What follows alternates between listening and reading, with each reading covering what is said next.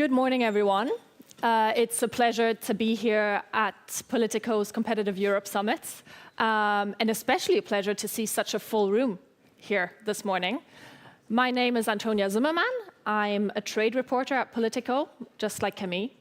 And I think our panel now will follow up quite nicely from the previous discussion. As we've just heard, transatlantic relations have been pushed to an inflection point. At the same time, we see the EU entertaining quite tense relations to China, antagonistic relations to Russia. And so obviously that's not only pushing Europe to rethink its relationship to those partners, but also to think a bit more strategically about how it can collaborate with other parts of the world, but also deepen existing ties. And so I think we've already seen the EU is a bit on a diversification push. Most recently, it concluded its long-awaited agreement with Indonesia.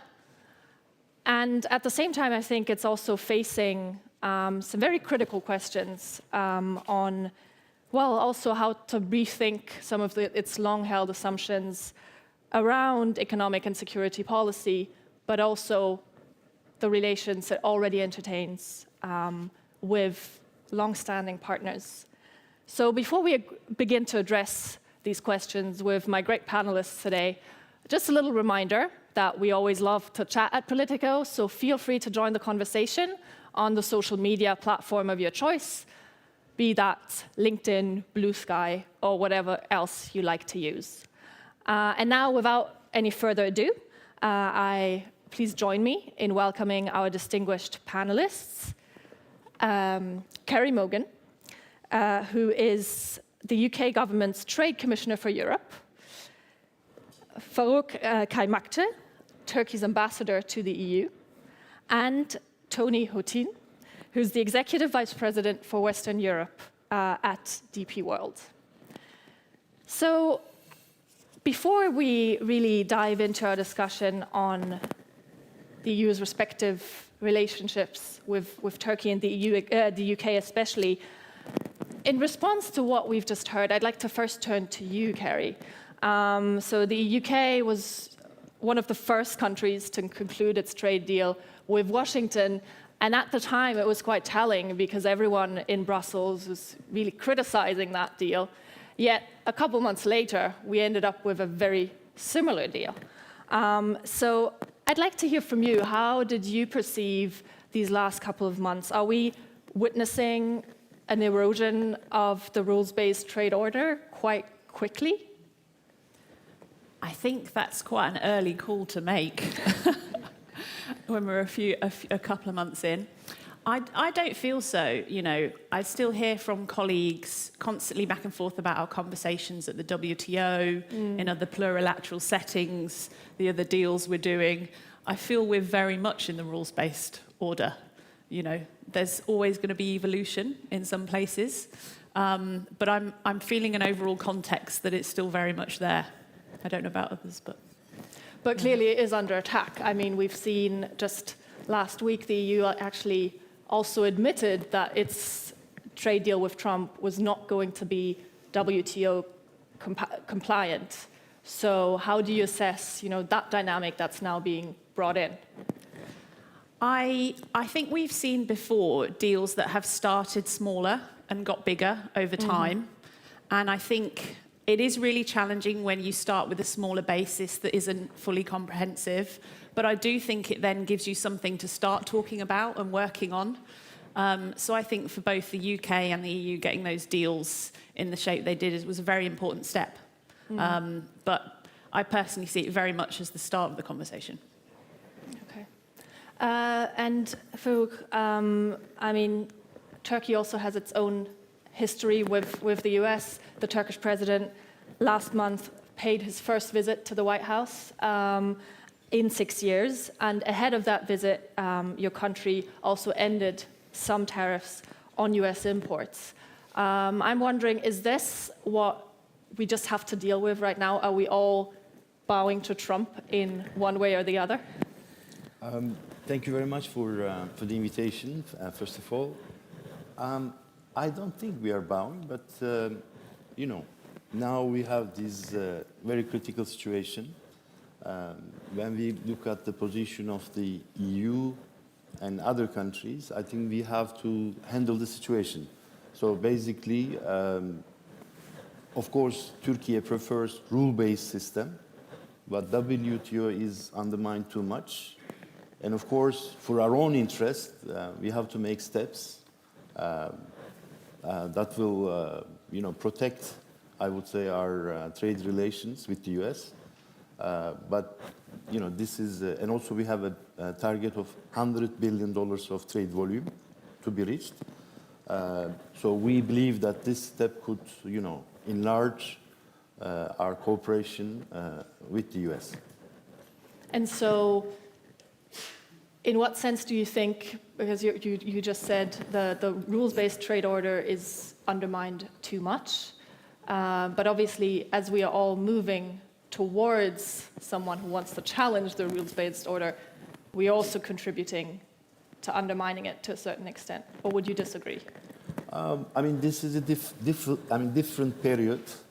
I would love to go strategic, but, you know, everyone seems to be transactional these days, and we have to deal, you know, with these conditions.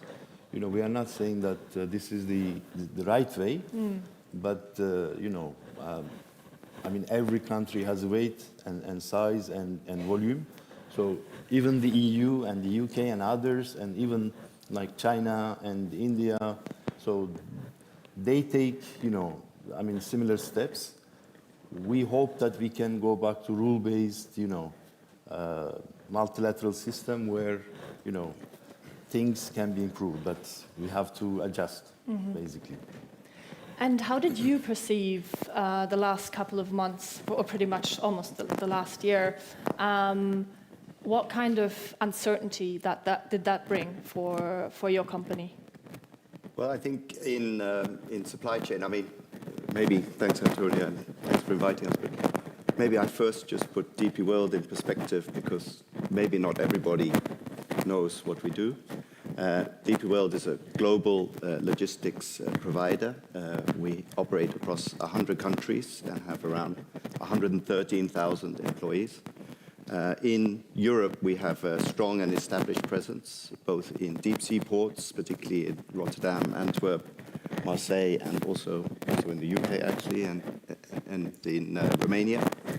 And we operate across every level of the supply chain, so that includes those ports and also sea-based business with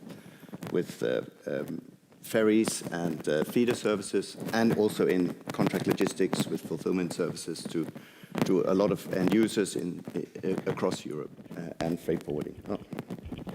Thank you. And I think whenever there is disruption, that tends to create opportunities in supply chain.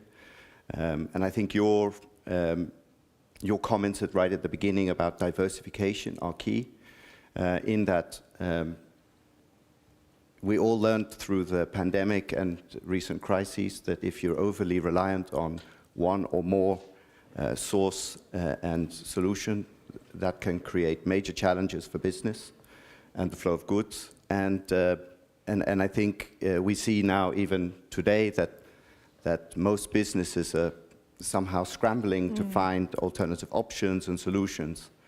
And I think what's really important for business in this environment is that you make long-term investments about where to invest, where to manufacture, how to source.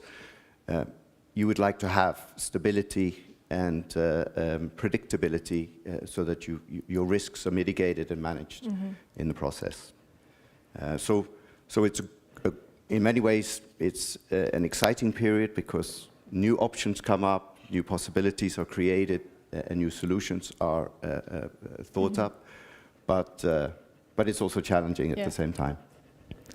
I'm glad you brought up diversification. I think, obviously, in this context, we're hearing a lot of talk in Brussels at the moment on, you know, the EU needing new partners, but also needing to deepen its existing relationships. And I'm glad that we have, two representatives of countries here that the EU entertains strong ties with. Let me first turn to you, Phil. The EU's customs union with Turkey was concluded some 30 years ago. And there's always, been a lot of talk about the need to modernize it, or at least for the last 10 or so years. So that conversation has been dragging on, and I'd be interested to hear from you, what obstacles do you think stand in the way of actually getting to get started on the modernization? Yeah. Actually, since we are discussing competitiveness of the EU, I think the major problem is the abuse of the unanimity clause. Mm-hmm. So unanimity clause, complicates, some of the processes. Of course, you can say that in trade, the European Commission has some competence, in some areas exclusive competence, but when it comes to general unanimity system, member states, might abuse it, and they do actually. And I think for the EU to become a real competitor, we need strong action, quick action, and this is, I think, linked to the unanimity. So, to answer your question, again, our problem is also, unfortunately, linked to unanimity for some political reasons, depending on the time, depending on the conditions. Is it one or two member states are blocking the mandate which is proposed by the European Commission to the Council to start modernization negotiations with Turkey. So since 1996, we have this customs union. This also means that Turkey is partially part of EU trade system because we are implementing EU's trade policy. We are subject to EU's trade agreements with third parties, and these customs unions needs to be updated for different reasons. Because it is old, 1996. We need to update it for carbon border adjustment mechanism. We need to update it for green transition, and we need to find a functioning, dispute settlement mechanism. But also we need to update for transport and logistics because the current customs union is allowing goods to flow freely, but the truck drivers, they cannot move freely.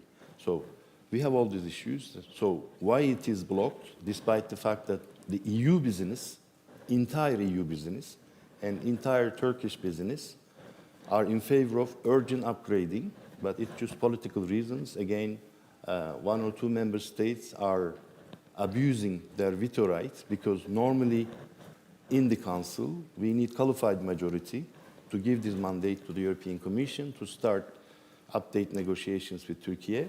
But these one or two countries, they are saying that if you go ahead, we will block somewhere else, the EU, so you cannot take this decision. So this is a problematic issue.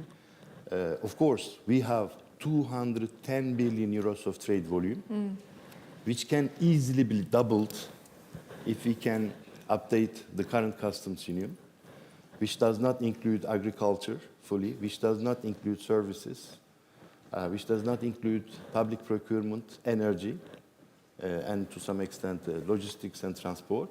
So if we can do this, I think we can easily double, and I think it will increase the weight and influence of Europe in general and the EU towards third parties, mainly China and US.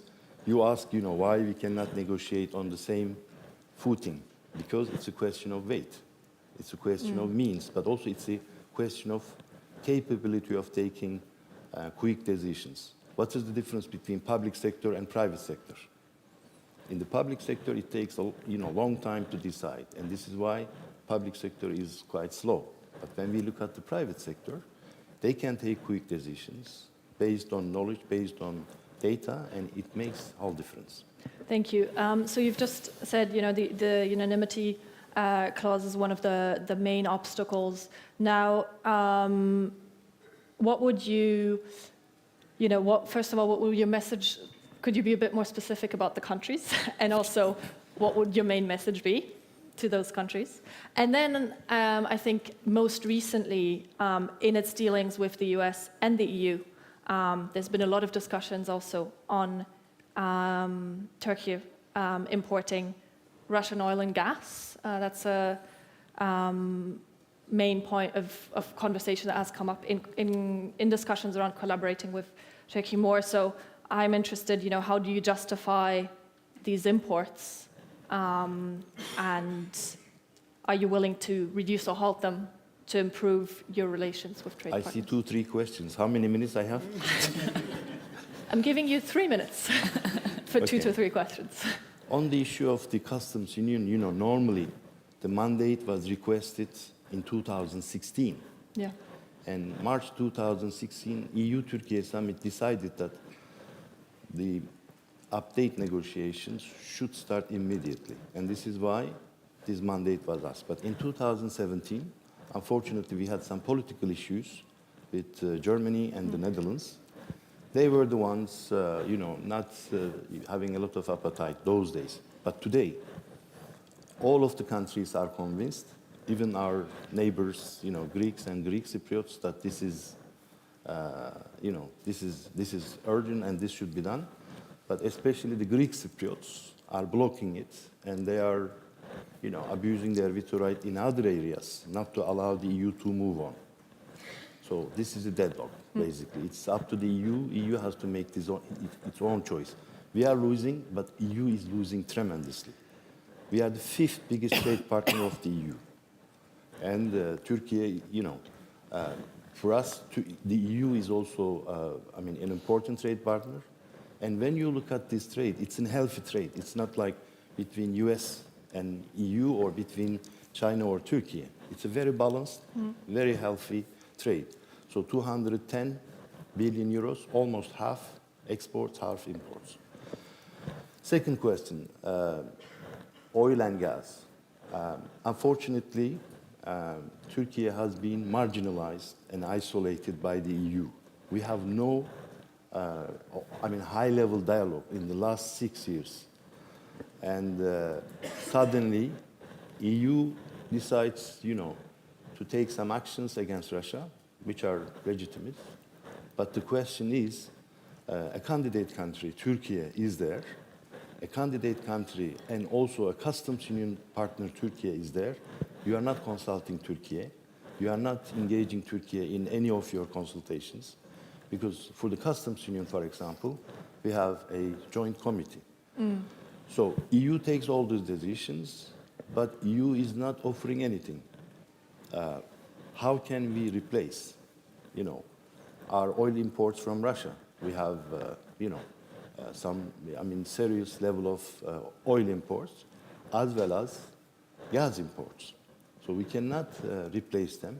We are also trying to diversify our imports, but this is not something which can happen, in the short run. EU is compensating its own member states. EU can ask, 1 or 2 member states, which are not importing a lot, actually, in comparison to Turkey's imports, then EU can help them to recompensate. But in our case, this is not easy because we are talking about large volumes.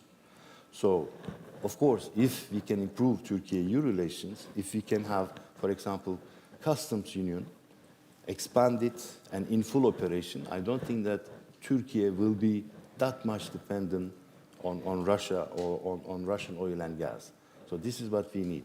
But let me also underline that we are also investing a lot in renewables. So yes, we are importing, but also we are producing gas and oil, and we are also investing a lot in renewables. As of today, 60% of installed capacity is renewable in Turkey. So we have also our own targets. So net zero by 53. So this target also means that we have to reduce for ourselves the imports of gas and use of gas and oil. Thank you. Yeah. That was a bit more than 3 minutes, but Sorry I'll let it pass this time. Yes. Quickly, I'd like to turn to you, Tony. I know you've also got operations in Turkey, so I'd be interested to hear how your industry perceives the EU trade environment and also the connectivity between the two partners. Thanks, Antonio. You're right. We have one of the largest ports in Turkey, in Eviap, which is on the Sea of Marmara, and growing infrastructure there. Turkey is a very critical sourcing location for Europe, and also a strategic hub. Also in Europe. Also in Europe, and also, good point, also a strategic hub, a strategic staging post between East and West. Of course, with the current situation in the Red Sea, that sort of impacts somehow the relevance right at this minute. But when that abates, Turkey will again take that position. I think what I would say is, as a generic comment, that frictionless trade barriers facilitate trade as a general rule. Same applies with the UK and other jurisdictions, and I think it benefits trade overall as much as we can do to reduce delays and challenges in those engagements across the borders. And Turkey is, I think, a very substantial and in a very strategic location, so I would support that. Thank you. Kerry, I'd now like to turn to you. Obviously, the EU and the UK have their very own particular history and partnership. And in May, the two sides ushered in a new chapter in their relationship, moving away from the immediate post-Brexit era. What do you think defines this new chapter of relations? History and partnership. What a way to describe the last 10 years. So, yes, I thought the summit was fantastic and a really good step. I think what we have is a basis, an agreed basis, to start talking about further ways to reduce the friction between the UK and the EU, and at a really important time. In the same month, we in the UK agreed our deal with the US. We also agreed with India, and I think it showed our commitment to ensuring that we have access to a good range of diverse markets, as everyone should at the moment, picking up on some of the themes already in the conversation and the need to show options and frictionless trade. I think the other very good thing about the summit is that you have quite a forward-leaning conversation on working together on energy as well, and energy transition, and I think that's going to be pretty crucial for the UK and the EU moving forward, so very pleased to see that. The other thing I think was good coming out of the summit is the commitment to the kind of continued dialogue and annual process, so where we go from here as we build on kind of this basis. So yeah, I think it's a very good start. And I mean, you've already talked about, reducing the frictions between the two sides. Now, quite concretely, what are some of the, things that you think you need from Brussels to make sure that we're actually entering a new phase of relations? I think it's what we both need from each other. Look at the SPS agreement, for example. We hear it from traders on both sides of the water that they'd welcome a reduction in the frictions. So I think that's going to be pretty important, not least because I know that the EU and the UK, in the UK we have our small business strategy as well coming out, and I know we have similar thoughts in the EU, and there are so many small businesses in food and drink. So reducing the frictions for them as soon as possible, I think, will be really important. And I also think there's the fact that the trade between the UK and the EU is something that the volumes are so big anyway, and the trade is there across the whole of Europe and across the whole of the UK and nations and regions and part of Europe and the UK. So I think concretely having a dialogue and the start of a dialogue that takes that into account, again, that we have this rich trade, is a really, really important step. And also that I think the the way that the summit also committed to ensuring we make the most of the big agreement that we do have, the unprecedented trade and cooperation agreement also, and that we're making sure we're making the most of the dialogues under there. Alongside that, there's also the relations that complement it with member states as well, which I think are pretty concrete coming. We have the EU summit, but then we have member state relations. Really good example, our work with UK and Germany, and then UK and France, and the conversations with France on working on our industrial strategies together and talking about, and that's complementary, a very mature recognition of the integration of supply chains and the need to grow our own industrial bases and work together on that. These are things that businesses want us to do. So I think it's yes about the summit, but also everything else it brings around it. And yesterday at our summit, we had Italian Senator Mario Monti, the former commissioner, single out the role of the UK in the coalition of the willing. And basically what he was calling for was to say, we need a coalition of the willing that's not just focused on security. We need a coalition of the willing that's focused on financial stability, that's focused on trade. And he was particularly singling out the UK. What do you make of such an idea? And do you think that the UK would be on board to lead that charge as well? To lead the charge on security, economy, everything in the world. I don't think it would be for us to say to other countries that we should lead the charge on all of that.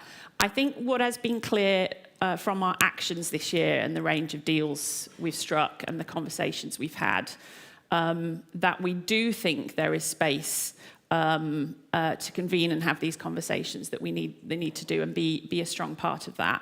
As I said at the start, I think that's crucial to the rules-based trading system, to be making sure that we have platforms and dialogues where we're coming together to talk about the future of our industries, the future of financial services, and keeping the doors open, and so on. And I think part of the reason we've been able to do that is because we have quite a clear idea on our industrial strategy and what's important.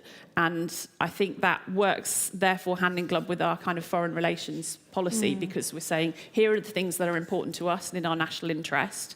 Let's see how that matches with what's going on elsewhere in the world and make the right deals to do that. And I would say it seems to be the right approach for us so far, as an Italian colleague said. And we're seeing other countries adopt industrial strategies too to do that. So, yeah, where we have that complementary opportunity, we should definitely pursue it. I know there's plenty more to discuss, but I think I'd also like to move to another issue.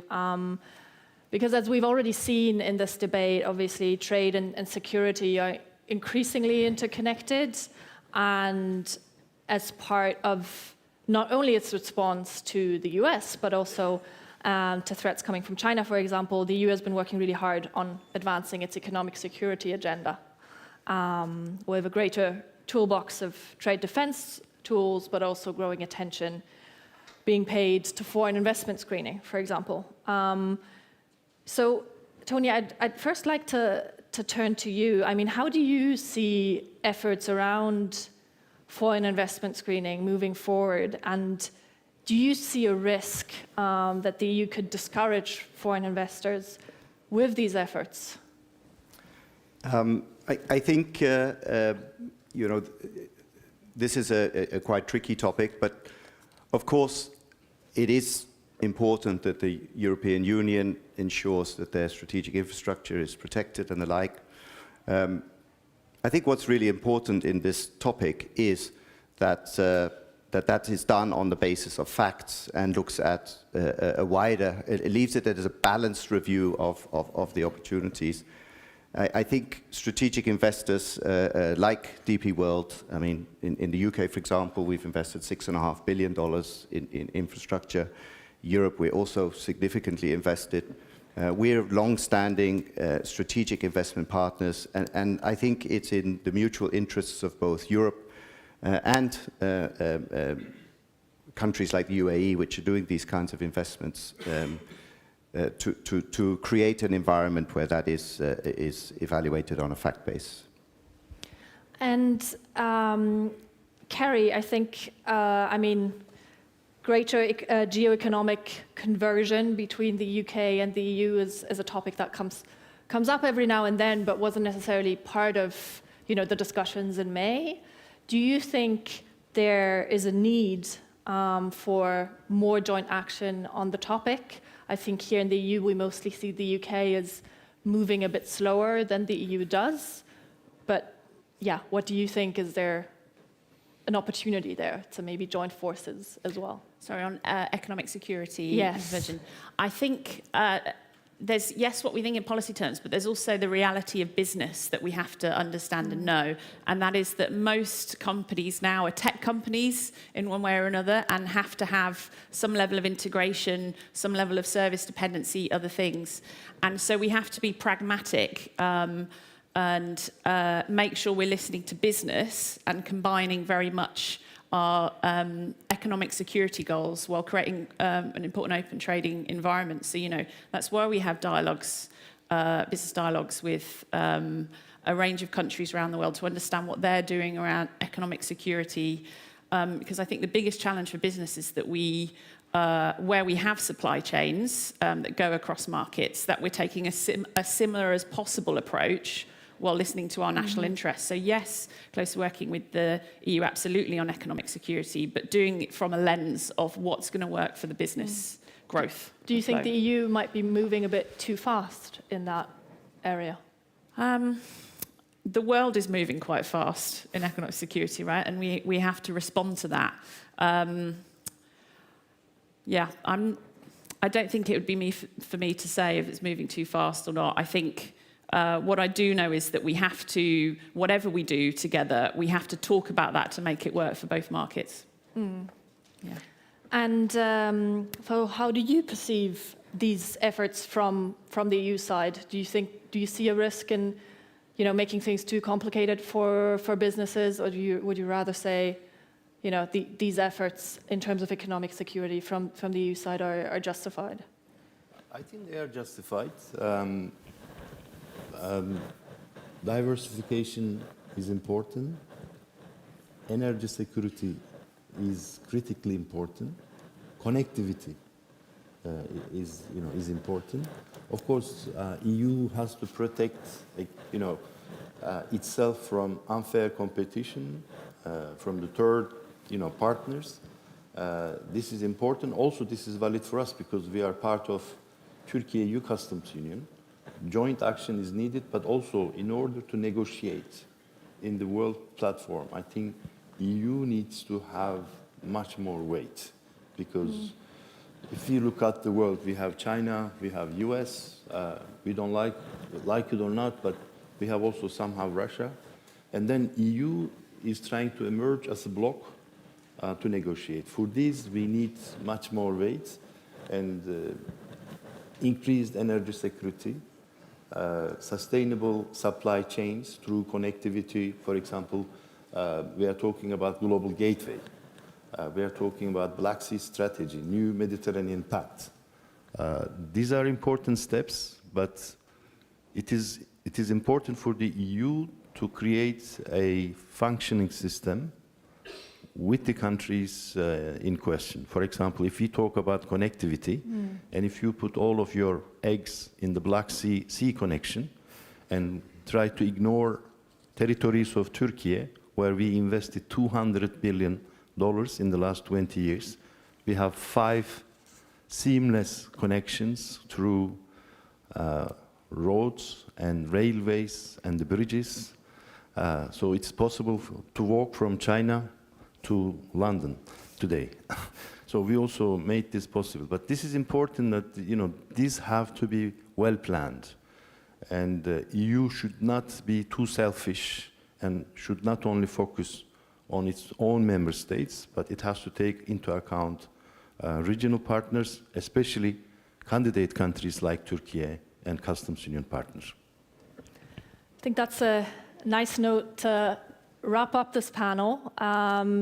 thank you very, very much for joining us today and for your great insights. I think what we've seen is, we might be in an era of great geoeconomic change and disruption, but that can also create opportunities if we lay the right foundations for cooperation with other partners. And I would ask the audience to please remain seated. And I'd like to invite on stage Constance de Valk and Josefa Knippers from Politico's Research and Analysis Division, who will be presenting a report exactly on defending Europe's economy, highlighting implementation gaps and strategic tools. Thanks again.